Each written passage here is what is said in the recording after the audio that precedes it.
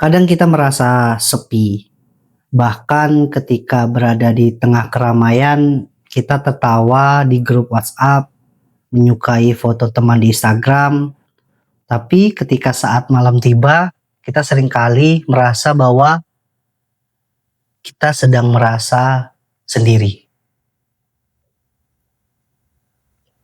Kenapa? Kenapa kita sering merasa sendiri? Meski kita tidak benar-benar sendiri. Nah, ini merupakan salah satu bentuk fenomena yang mungkin banyak dirasakan oleh sahabat kita, kawan kita, bahkan kita sendiri. Kesepian itu bukan soal jumlah orang di sekitar kita, tapi soal perasaan terputus. Seolah tidak ada satupun yang benar-benar paham isi hati kita. Dan ada beberapa penelitian dan statement dari beberapa ahli, termasuk dalam ahli psikologis sosial, Dr. John Chaipo. Kesepian adalah sinyal biologis seperti rasa lapar. Saat kamu lapar, tubuhmu bilang makanlah. Nah, saat kamu kesepian, tubuhmu bilang terhubunglah. Dan di zaman sekarang, sinyal itu sering kita abaikan. Dan kita hidup di era yang sangat terkoneksi secara digital. Tapi juga mungkin fenomena yang terjadi secara paradoks itu terputus secara emosional.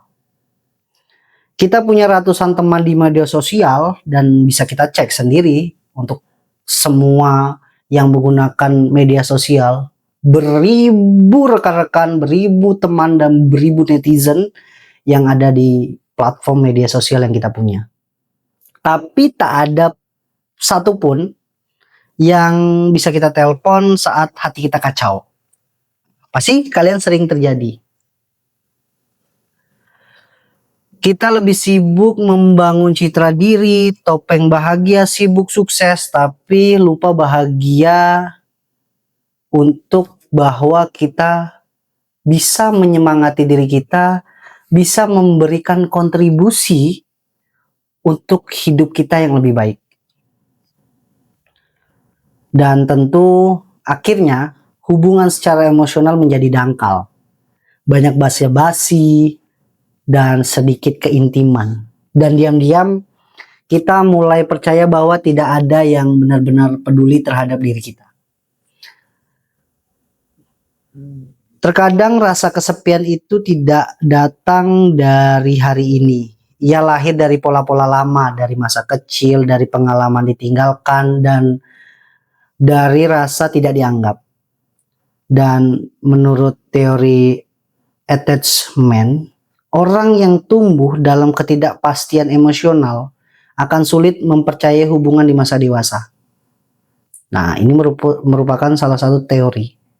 Nah, bagaimana dengan kamu? Karena penjelasan dalam hal ini, mereka takut terlalu dekat, takut terluka lagi, jadi mereka memilih untuk menjaga jarak. Dan akhirnya tenggelam dalam kesepian yang mereka buat sendiri. Dan kesepian itu juga bukan cuma perasaan. Ini akan menjadi suatu penyakit. Dan riset menunjukkan bahwa kesepian kronis itu dapat meningkatkan resiko depresi, kecemasan, bahkan penyakit jantung. Dalam jangka panjang efeknya setara dengan merokok 15 batang sehari. Ya, separah itu tentu. Karena kesepian itu adalah reaksi psikologis, reaksi biologis yang itu kalau tidak kita segera tangani akan berbuah pada ancaman buat diri kita. Tapi tunggu, kita tidak kalah. Kesepian bukan akhir dari segalanya. Ia bisa menjadi undangan untuk kembali pulang.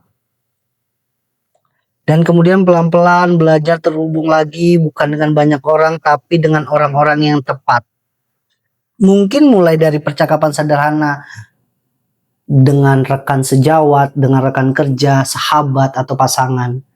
Ya, kita mulai dengan kata-kata, apa kabar hatimu hari ini? Atau keberanian untuk jujur. Aku butuh teman ngobrol.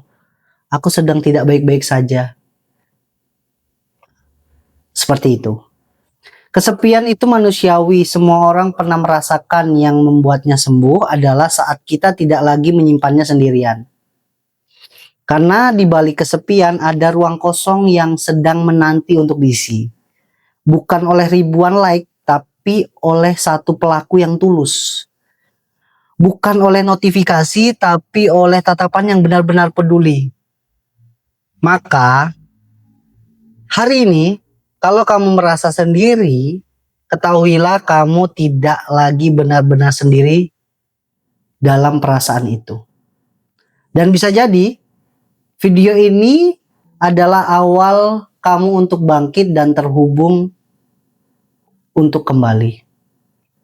Dan kalau kamu pernah merasa kesepian, tuliskan, apa arti kesepian menurut kamu?